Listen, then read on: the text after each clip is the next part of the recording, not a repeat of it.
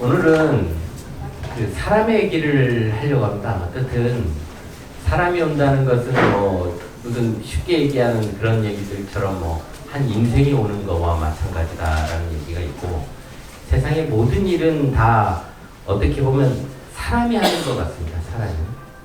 그런 부분에 대해서 저희 4.3 운동에 대한 문제도 시대와 4.3 운동에 어떤 인물이 어떻게 조우하는가, 이런 문제가 굉장히 중요한 것 같고요. 그 조우라는 문제가 그냥 그렇게 세상을 사는 사람들이 있고, 어떤 분들은 굉장히 예민하게 세상을 보고 그 세상과 부딪혔던 문제들, 그런 것들이 있는 것 같아요. 그 예민함이 저희들에게도 굉장히 어떻게 보면 지금에 오면 불편하게 하는 부분들이 있습니다.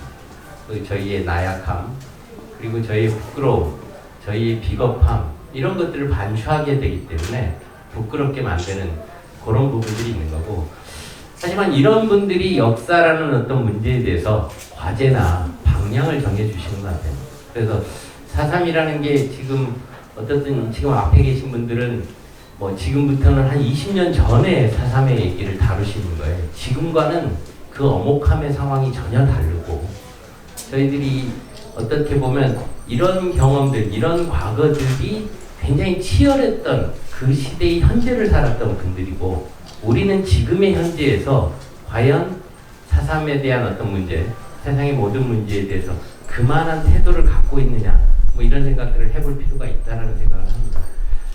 이번 기획도 그런 어떤 연장에서 내년이 4.3 75주년이 됩니다.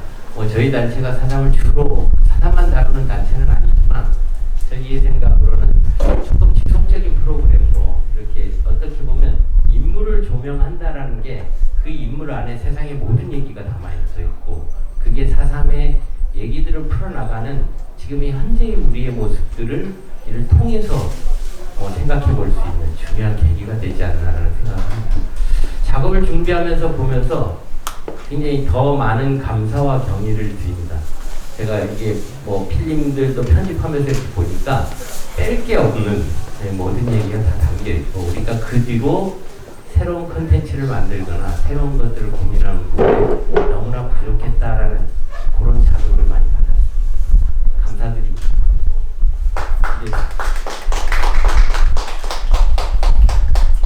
이 좌담의 진행을 맡은 조미영이라고 합니다. 안녕하십니까.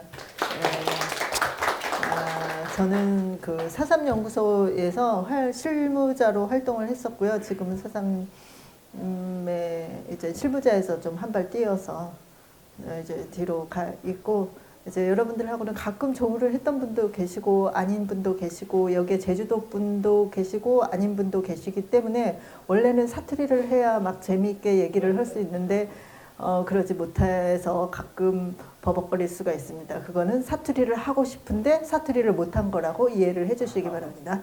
예, 그럼 이제 진행을 하겠습니다. 그런데 여러분들이 오늘 그 포스터를, 앱자보를 보시고 오신 거잖아요. 근데 저분들이 누군지를 실은 모르실 것 같아요. 그래서 제가 이렇게 조사를 해왔습니다. 그래서 간단하게 이분들에 대해서 어떤 일을 했길래 우리가 오늘 이 자리에서 이분들의 이야기를 들어야 하는지를 말씀을 드리겠습니다. 먼저 이렇게 그냥 보셔도 연식으로 가장 오래되신 분이 누군지 아시겠죠?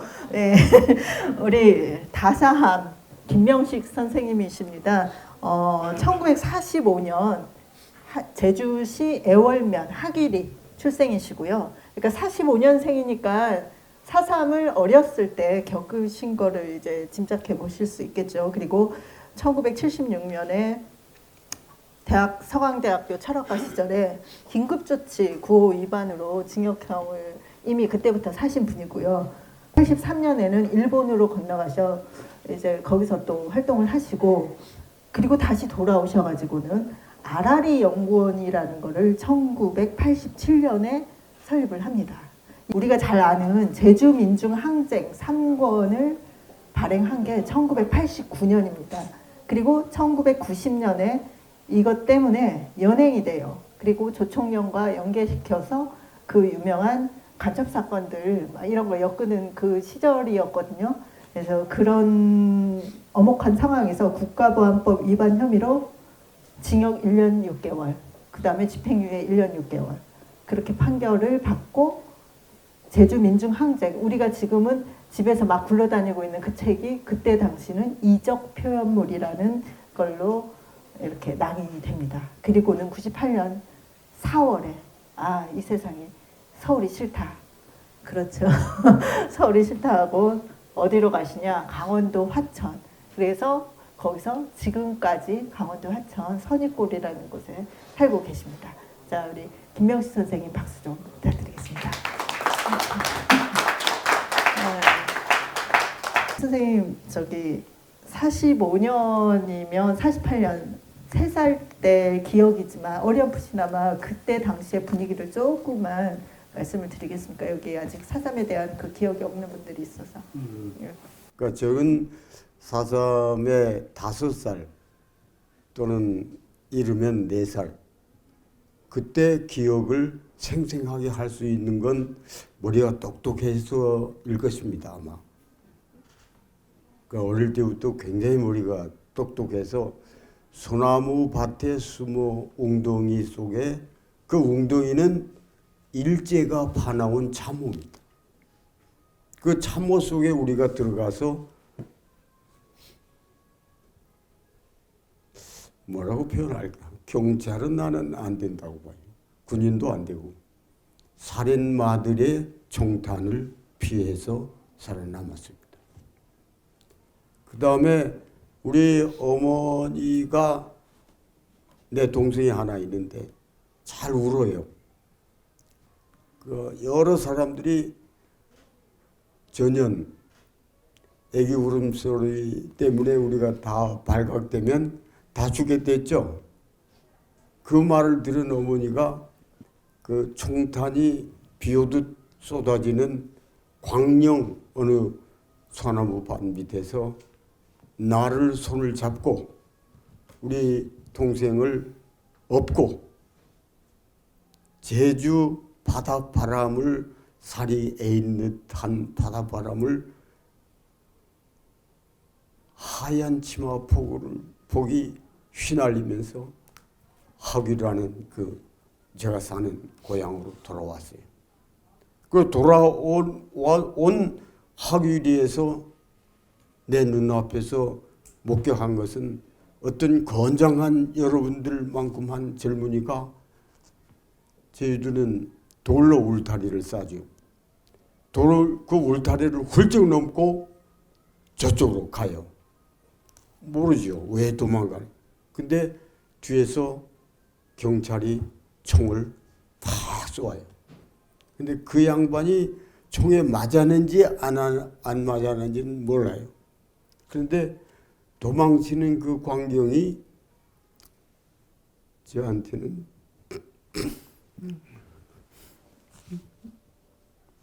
저하고 비슷해요. 제가 지금 80살 가까이 되는데 맨날 경찰, 재판부, 군인, 심지어 군인들까지 쫓겨다녔어요. 3년 동안 도망 다니는데 하루도 경계를 놓칠 수가 없어요. 버스를 타거나 기차를 타거나 제주도를 가거나 배를 타거나 그땐 비행기는 탈 염두가 없었죠.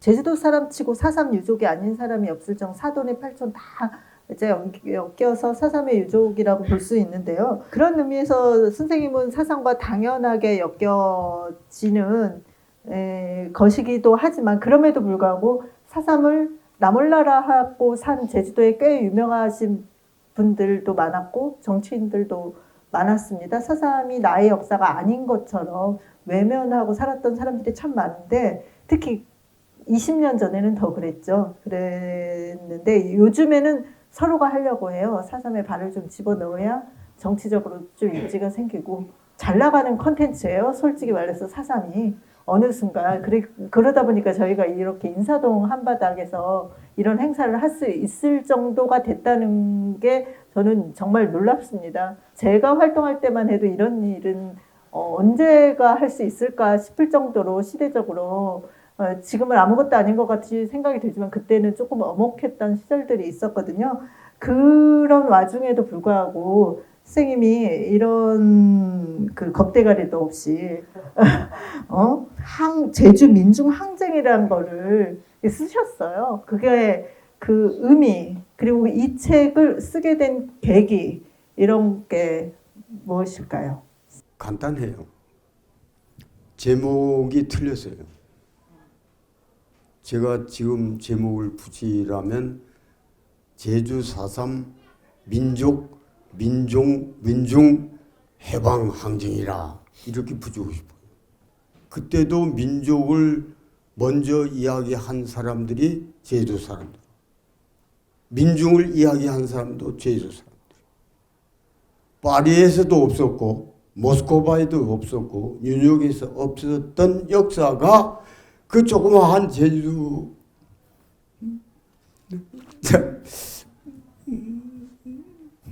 뭐라고 할까요? 무식쟁이들이 민중 해방 항쟁이다. 지금 정명하는데 그대로 붙이세요. 뭐 어려운 게 있습니까? 제주 4.3 민중 해방 항쟁이다. 좀 길 것 같지만은. 근데 뭐 정명하고 있습니까?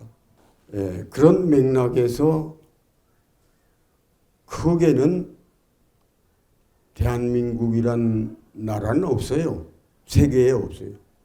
그건 이승만이가 붙인 이름이요. 우리나라 이름도 없는 내가 우리나라 이름을 붙여야 된다 하는 의도로 그 장마다 민족이란 말을 당신은 쓰지 못했어요. 민족이란 말을 쓰면 빨갱이야. 참 세상이 어렵죠. 그래서 민족을 빼고 민중은 인민이라고 쓰면 맞을 텐데 인민이라 쓰면 또 빨갱이. 말도 빼앗기고 정신도 빼앗기고 거기에서 제가 느낀 게 제주 사람의 정신은 뭘까? 이 집회하는 주최자에게도 물어보고 주최 측에서도 개인에게도 물어보는데 우리나라의 정신은 무엇이고 제주 사람들이 정신은 무엇인가? 우리나라 대한민국도 아니고 조선민주주의 인민공화국도 아니에요. 다 한자예요. 우리는 한글을 쓴다며요. 한글 창조했다며. 근데 왜 한글 안 씁니까? 그거부터가 잘못된. 그래서 제주 민중항쟁은 잘못됐다고 말씀드린 거예요. 이런 맥락에서 우리의 정신사를 표출할 수 있는 유일한 수단이 제주 민중항쟁이었다는 것을 아주 취약하다가 보니까 제주 민중항쟁이 돼버린 거예요. 이 사람들이 억울함은 제주도뿐만이 아니고 모든 사람들이 억울함이 서려 있고 제주 민중항쟁을 쓴 배경에도 그 억울함을 어떻게 풀어갈 수 있을까 하는 게 제 과정이었습니다. 저희들이 순이 삼촌을 많이 아시잖아요. 현경 선생님의 순이 삼촌이 제주 4.3을 음지에서 양지로 드러내는 이제 첫 물코였다면 그 민중항 선생님이 쓰신 글은 이런 미국의 자료들, 당시에는 미국을 거느린다는 거는 굉장히 어려운 일들이었어요. 그럼에도 불구하고 그런 자료들을 모아서 역사적인 그 어떤 앞으로 우리가 무슨 일을 하더라도 근거가 있어야 얘기를 하잖아요. 그런 근거들을 다 끌어모아서 하나로 정리를 해주셨다는 걸로 이제 여러분들이 좀 이해를 해주시면 되고, 아까 아라리 연구원이 아시아, 아프리카, 라틴 아메리카 이렇게 굉장히 막 넓게 선생님 막 보시다시피 굉장히 철학적이에요. 그래서 전 세계적으로 이런 모든 보편적인 우리의 인권, 평화를 얘기하는 어떤 첫 발걸음을 좀 띄지 않으셨나? 근데 아쉽게도 너무 일찍 선구자세요. 아무도 관심 안 가질 때 해가지고 혼자 막 왕따 당하신 거죠. 그래. 소위 말하면 그런 어려움이 있었는데 지금 막 선생님 말 얘기하시다 보니까 여기 오른쪽에 계시는 조성봉 감독님이 막 졸려고 하거든요. 그래서 제가 포인트를 또 이쪽으로 좀 맞춰보겠습니다. 우리 조성봉 감독님은 근데 제일 중요한 거는 아까 여러분들이 보셨듯이 레드헌트라는 거 빨갱이 사냥 이 영화를 찍으신 분으로 유명한데요. 이게 언제 만들어졌냐면 여러분들이 잘 보셔야 돼. 97년이에요. 근데 97년 하면 우리가 김대중 정부가 들어선 게 언제냐면 98년이에요. 그러면 제가 말씀을 드리면 이제 순서대로 얘기를 하면 옛날에 우리가 여러분들이 집에서 밥을 짓는다고 생각을 했을 때 우리 김명식 선생님은 땔감을 가져다가 밥을 짓는 수준이고 여기는 어디냐면 연탄을 떼야 되는 수준에서 밥을 짓는 분이고 저기 정동수 씨는 난로로 골로 알아요? 골로 석유 골로 아시는 분도 있고 이거 연식 나옵니다. 아시는 분과 모르시는 분 연식 나옵니다.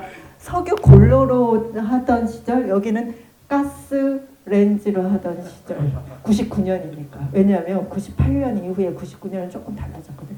그럼에도 불구하고 가스 렌지 아직 전기밥솥 안 갔어요. 네. 2000년 이후 한 사람들은 전기밥솥이에요.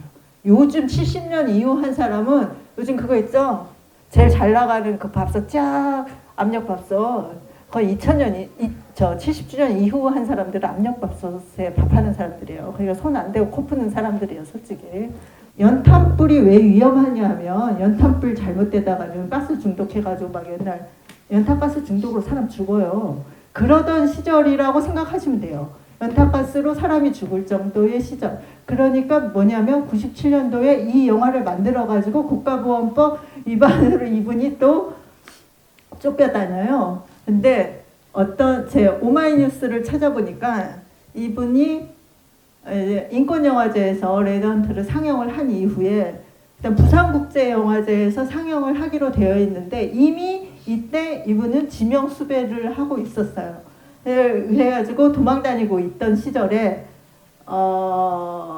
부산국제영화제 남포동에서 이제 영화를 딱 상영을 하고 관객과의 대화가 있어. 나와야 되잖아요. 근데 지명수배잖아요. 사람들은 이 사람이 올까 감독이 올까 말까 막 이러고 있는데 뒤에서 짠 하고 나타나.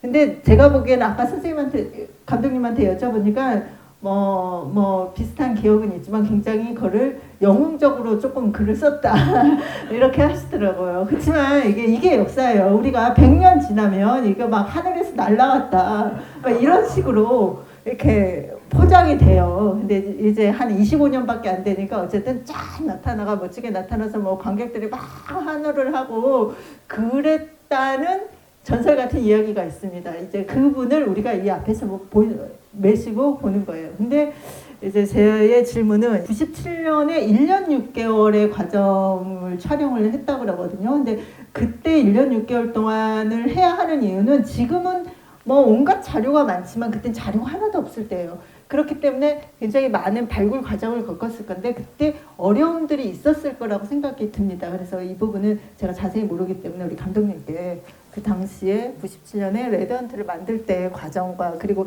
사람들을 섭외를 해서 인터뷰를 할 때도 어려움이 있을 거라고 생각을 하는데 그때 과정을 조금만 말씀해 주십시오. 절반 이상이 팩트에 어긋납니다. 흔히들 그렇게 힘들었을 거라고 전혀 걸 못 느끼고 그다음에 제주도에서 이 사람들 할아버지 할머니 만나면 오히려 고마워요. 자기 자식들도 관심을 안 가지는데 이 경상도 사투리에서는 희한한 놈이 와가지고 이렇게 자기한테 관심을 갖고 이야기를 해달라고 하는 것에 대부분이 그래서 대부분이. 그리고 그 촬영 끝나고 하면 유자차 같은 거 주고 그런 인간적인 관계를 형성하는 그런 오히려 카메라가 그런 역할을 하는 게 더 많았죠. 그리고 자료도 죄송합니다. 이미 그때 사상한 말한다 6권짜리가 5권까지 나왔나 그때 대민국 4.3 취재반에서 그 자료들이 나와 있었어요. 그러니까 그 자료들을 일단은 숙지를 하고 그 중에서도 보면 어마어마한 그 속에 그 사람들의 삶이 담겨 있잖아요. 그 중에서 요런 것들을 중심으로 한번 겪어보자 하는 게 이제 있었기 때문에 그나마 저 정도를 했고, 그런데 이제 여기서 약간 어긋나는 게 뭐냐면 사실은 그 레드헌터도 그 항쟁보다는 이제 학살에 초점이 맞춰서 이게 이제 강산일보 지재반들을 만나면서 우리 기획이 이제 완전히 틀어져 버린 거예요. 처음에 광주 5.18을 하려고 준비를 했는데 1995년이니까 김영삼의 특별법이 발표되면서 야 이거 당분간 이거는 뭐 국가가 뭐 할 부분들이 더 많으니까 수입 뭐 들어가는 것보다는 오히려 더 이제 안 밝혀진 역사 쪽에 좀 더 다가보자 했어서 기획회의를 하면서 들어간 게 4.3을 해보자 이게 훨씬 더 일단 5.18은 일단 넘어갔다고 봤고 이제 국가가 뭐 진상규명하고 하는 그런 단계로 봤기 때문에 4.3으로 그 찾아가지고 이제 또 그리고 또 우리 그 6명의 팀원 중에 그 화면이 잠시 남았는데 여성도 뭐 이렇게 그 친구가 제주도 서귀포 출신이에요. 그러니까 그 친구가 제주말 또 알아듣고 우리는 나는 처음에 저건 또 못 알아서 근데 그 친구가 통역해주고 하니까 이제 좀 쉽게 했던 것도 있죠. 국가보안법으로 잡히셨잖아요. 베를린 영화제에 초청을 받았었거든요. 그래가지고 베를린 영화제에 가려고 순진하게 여권 발급 받으러 경찰서 간 사람이에요. 진영수에 나간 사람이. 그래가지고 베를린 영화제에 가지는 못하고 거기서 이제 체포를 당해서 그냥 어떻게 됐습니까? 아 그래. 아 이거 요즘에 네이버 검색했더니 참 안 되겠군요. 그렇죠. 그 상황에 이제 모르는 상태에서 뭐 저희 사람들이 이야기한 거고 정확하게 하자면 이제 수배를 받았으니까 이것 뭐 이 도망다닌다고 해결될 문제가 아니고 그리고 또 내가 뭐 언제까지 도망다닐 필요도 없고 나는 오히려 그 자랑스러워하는 입장이었어요. 그러니까 국가보안법을 야이 다큐멘터리가 이렇게 국가가 관심을 가져주는 매체였나 하면서 그러니까 뭐 상당히 뿌듯해져요 그때.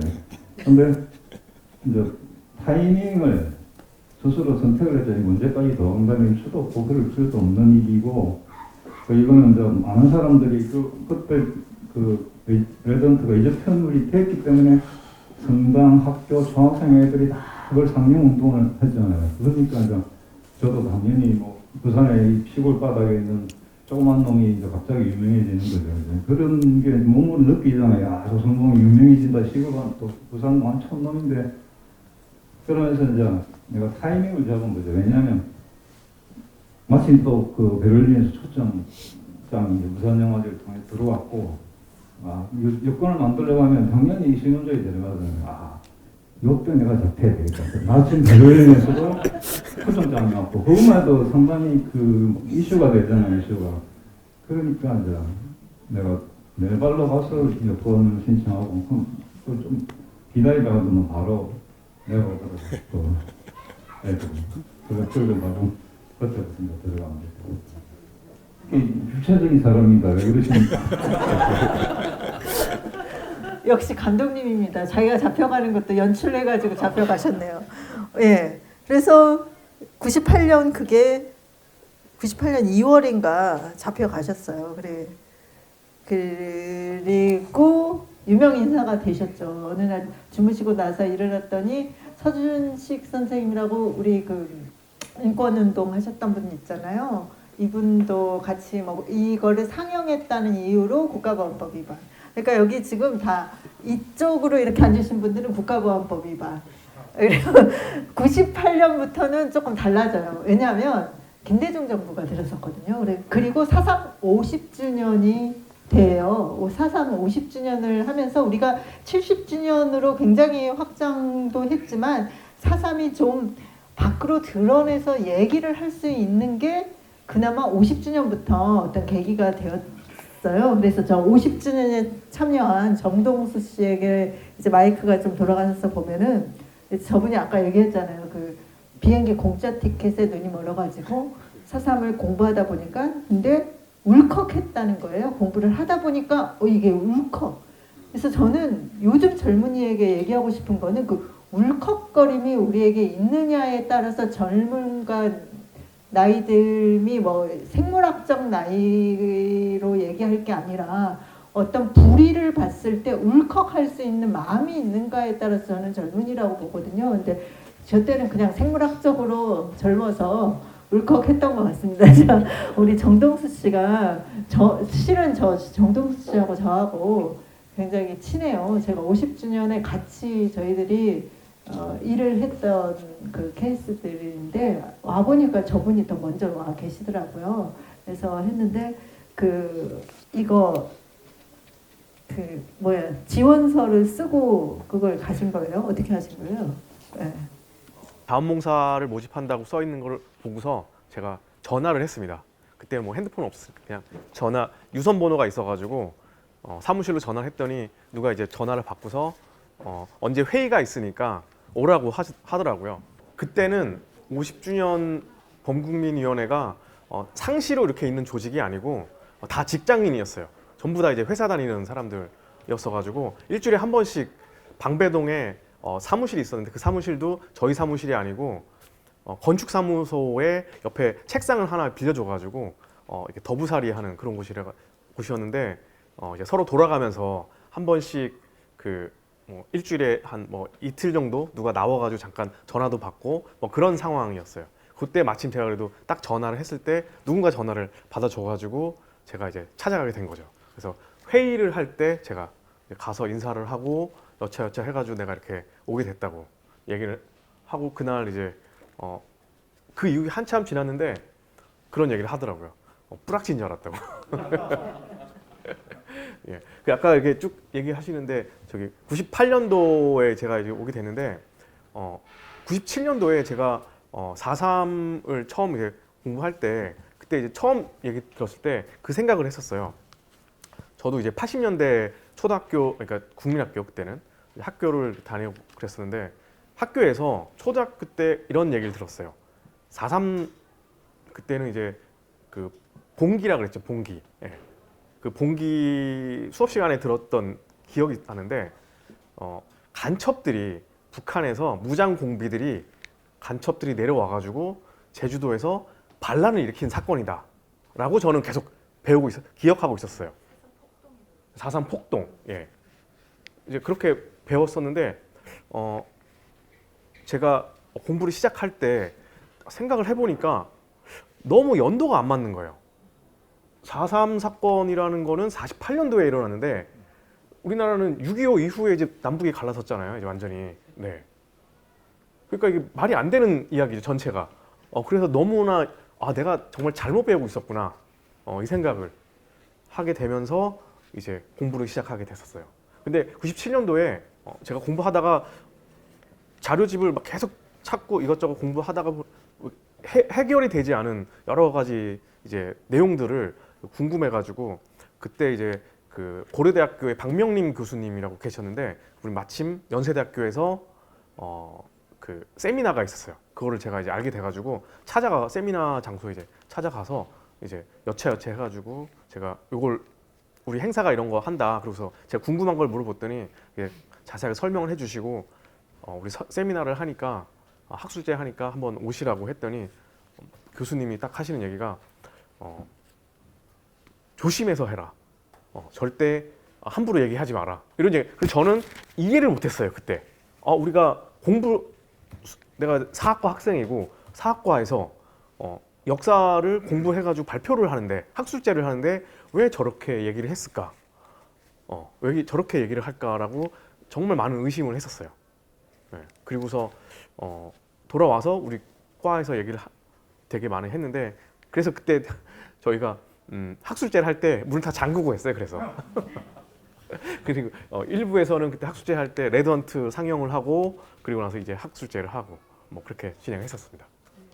이 정동수 씨가 활약을 50주년 활약을 하면서 아까 그 저희들 라모스 오르탈 오고 막 했던 행사가 뭐냐면 대만의 2.28 그다음에 오키나와 그다음에 저희 제주 4.3 그다음 5.18 이렇게 묶어가지고 학술 행사를 매해마다 건너서 했었거든요. 그때 이제 실무를 했었고 저는 제주도 실무 여기는 서울 실무 이렇게 했는데 지금은 여러분들 행사를 하면 행사 오라고 막 이렇게 뭐 밥도 주고 떡도 주고 막 참가자들 참가비도 주고 이랬었잖아요. 근데 그때 당시만 하더라도 4.3은 전혀 돈을 지원받지 못하는 행사니까 참가하는 사람들이 참가비를 냈었어요. 그리고 그때 당시만 해도 이메일이 없던 때라 제가 그 팩스로 국제적으로 들어오는 이 팩스들 있잖아요. 그거 다 받아가 참가비하고 참가비 입금된 거 확인하고 그리고 호텔 예약하고 이거를 저희들이 한 거예요. 그래서 그때 당시와 지금을 비교해 보면 굉장히 알겠죠. 요즘에는 4.3이라 그러면 어디 가면 되게 돈 잘 주거든요. 솔직히는. 그런데 그럴 정도로 자발성이 있었죠. 그리고 국제적인 연대를 그렇게 해서 만들었던 행사들이었는데 그거에 실무를 했어요. 근데 제가 조금 삐졌던 게 뭐냐면 우리 돈이 없으니까 다 개인 그 돈을 내고 어디 이동하면 다 갔었거든요. 근데 이 돈이 없으니까 한 사람밖에 데려가지 못한대. 오키나와를 이제 가야 되는데 그래서 저는 안 데려가고 이 친구만 데려가고 서울에서 고생한다고 이 친구만 데려가고 저는 제주도에서 너는 실무를 하고 있으니 너 다음에 데려갈게 하고는 데려가지 않더라고요. 그래서 이 친구가 갔어요. 여기 이 친구를 모를 거예요. 그래서 제가 조금 삐졌던 아무튼 그럴 정도로 우리가 열악하게 운동을 했던 그런 기억들이 있습니다. 이제 그래서 이채원 PD님은 이제 입이 다 거미줄이 생길까봐 제가 이쪽으로 넘길게요. 제가 이채원 PD님을 기억하는 건 제가 그때 4.3연구소 실무자를 할 때거든요. 근데 나 지금 얼굴 보고 깜짝 놀랐는데 그때의 얼굴은 기억이 안 나는 제가 실무자를 할 때 99년이니까 아직 특별법이 통과되지 않을 때였거든요. 그리고 4.3연구소가 그 무슨 전화기가 뭐 도청이 되네 막 이런 얘기가 있을 때예요. 그때만 하더라도 그랬는데 MBC PD 이채훈. 근데 제가 그 문구도 이렇게 그 명함이 기억이 나요. 얼굴은 기억이 안 나요. 근데 이분의 얼굴은 기억이 안 나고 그 명함을 이렇게 주면서 서울에서 취재를 왔다. 제가 실무를 하면서 처음 서울에서 취재 온 PD였어요.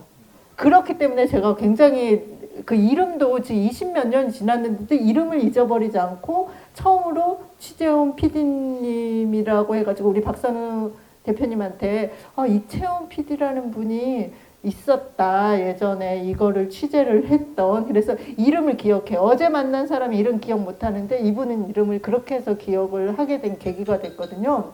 근데 이분이 누구냐면은 자 하겠습니다. 99년 9월 12일 이제는 말할 수 있다. 이제는 말할 수 있다는 프로그램 아시죠?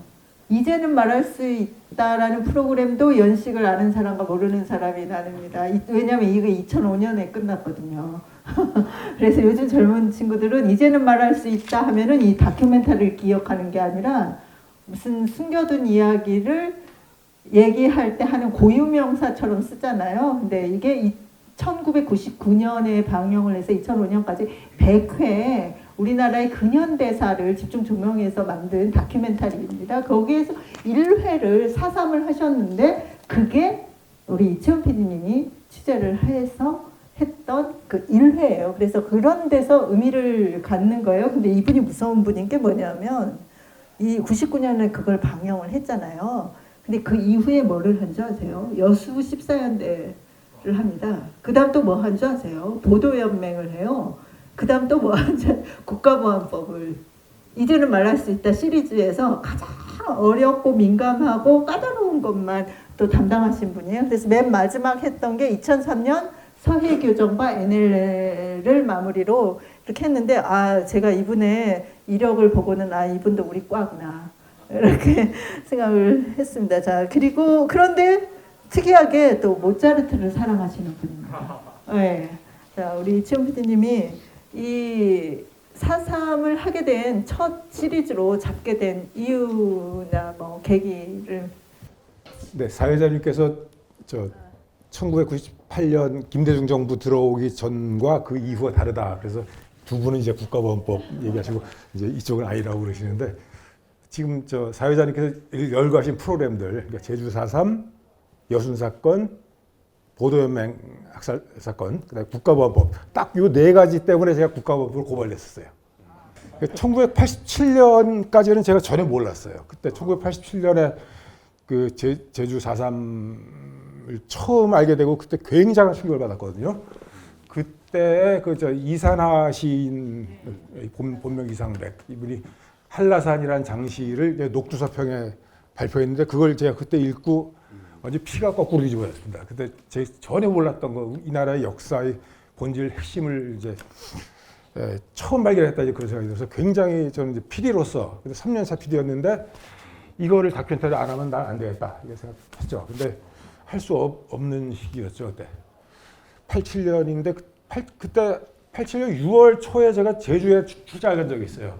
다른 아이템으로 그때 고시, 양시, 부시, 뭐 성씨 고향을 찾아서 그래갖고 그 탤런트 고두심 씨랑 같이 이제 촬영을 갔는데 그때 고두심 씨가 뭐 회를 사준다 그래서 제주 MBC 보도국장하고 같이 수혜자 한잔 먹고 이제 술을 온 다음에 그 제주 MBC 간부한테 제가 왜 당신들이 이거 다큐 안 하냐고 제가 그냥 그 애기 PD가 그 국장한테 뭐라고 막 그런 적이 있어요.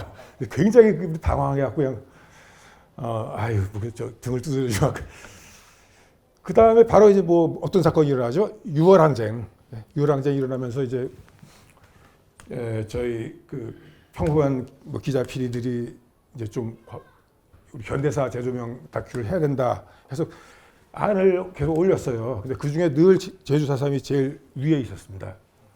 그런데 그때만 해도 이제 간부들이 자기검열이 심해갖고 이제 못하게 깔아뭉개고 뭐 그래서 그걸 이제 87년 88년에 한 번 올리고 또 89년에 한 번 또 올리고 근데 두 번 다 이렇게 깔아뭉개고 못했습니다.